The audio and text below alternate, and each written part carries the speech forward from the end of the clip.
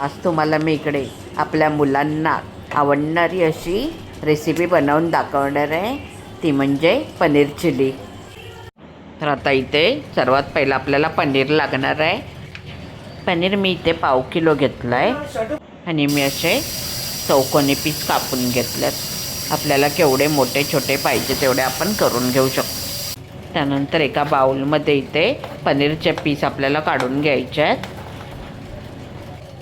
थोडा लाल मसाला घालते आणि थोडं मीठ घालायचं, थोडी मिरी पावडर. हे आता दाखवल्याप्रमाणे आहे ना, असं बाऊल गोल फिरवत आहे ना, असं पनीर आपल्याला हलवून घ्यायचं. म्हणजे आपले जे सुके मसाले आहेत ते पूर्ण पनीरला लागतात. आपण जर हाताने करायला गेलो ना तर मग त्याचा पूर्ण चुरा होऊन जातो. आता हे बघा, पूर्ण मसाले आपले लागले आहेत. वरून आता आपल्याला कॉर्नफ्लॉवर घालायचं आहे.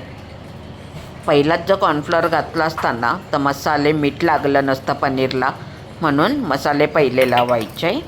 आणि आता पुन्हा तसंच आपल्याला कॉर्नफ्लॉवर लावून घ्यायचं आहे, जसं मसाले लावलेले. मी पहिला थोडा घातला आहे कॉर्नफ्लॉवर, लागलं तर पुन्हा घालायचं. तर इथे मला वाटतं की कॉर्नफ्लॉवर थोडं अजून पाहिजे, म्हणून मी घालते. म्हणजे पूर्ण पनीरला असं लागलं पाहिजे. कॉर्नफ्लॉवर लावून झालं ना की आपल्याला लगेच पनीर तळून घ्यायचं आहे. ठेवलं की त्याला पाणी सुटतं. तर आता मी इथे एक एक पीस सोडून घेणार आहे. तेल पहिलं तापत ठेवायचं, तोपर्यंत गरम होऊन जातं तेल. इथे मी आता सर्व पीस टाकून घेतले. सारखे हलवायचे नाहीत, चारी बाजूने फक्त आहे ना असं पनीर आपलं चांगलं तळलं पाहिजे. आता पनीर सर्व तळून झाले आहेत आणि मी बाहेर काढून घेणार आहे ताटामध्ये. पहिला आपला पनीर झालं आहे तळून.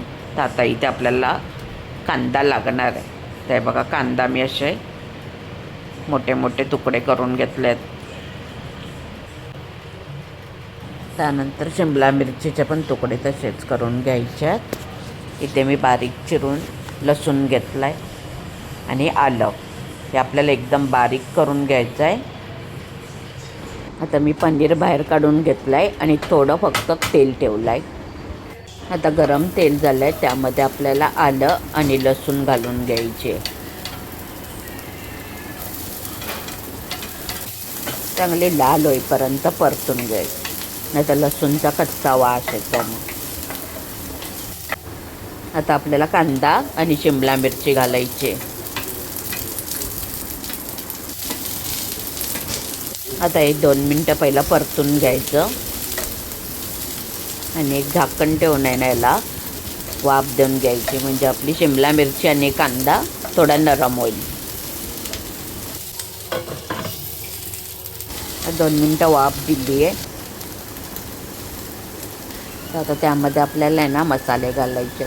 आता इथे मी आहे ना 1/2 चमचा शेजवान चटणी घेतली आहे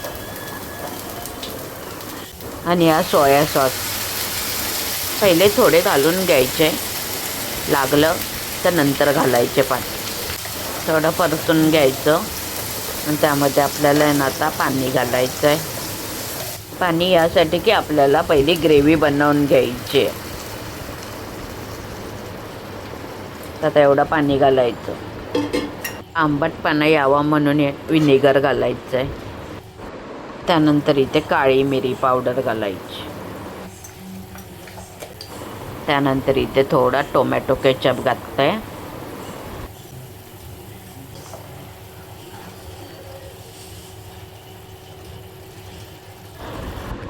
आता ही कांद्याची पात आहे, ही मी थोडी यामध्ये पहिली घालून घेणार आहे.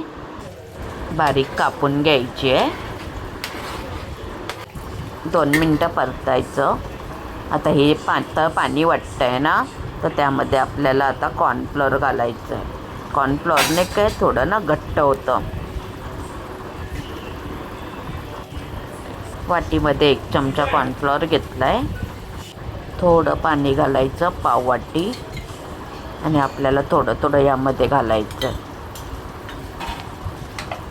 थोडं थोडं ढवळत बघायचं आपल्याला केवढं घट्ट होतं आहे ते.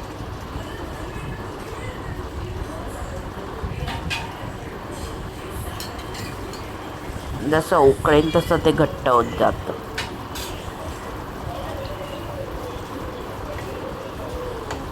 हे बघा, आता पहिलं किती पातळ होतं आणि आता लगेच घट्ट झालं. मी सर्व घालून घेते, म्हणजे पाववाटी पाणी आपल्याला लागलं आहे.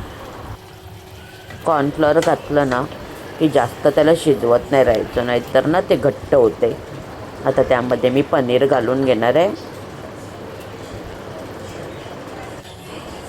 आता हे सर्व मिक्स करून घ्यायचं.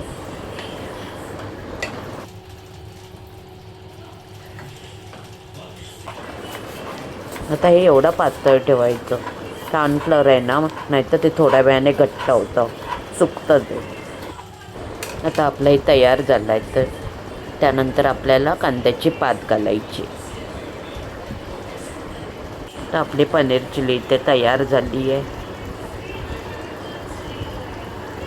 तुम्हाला कशी वाटली कमेंट करून नक्की सांगा.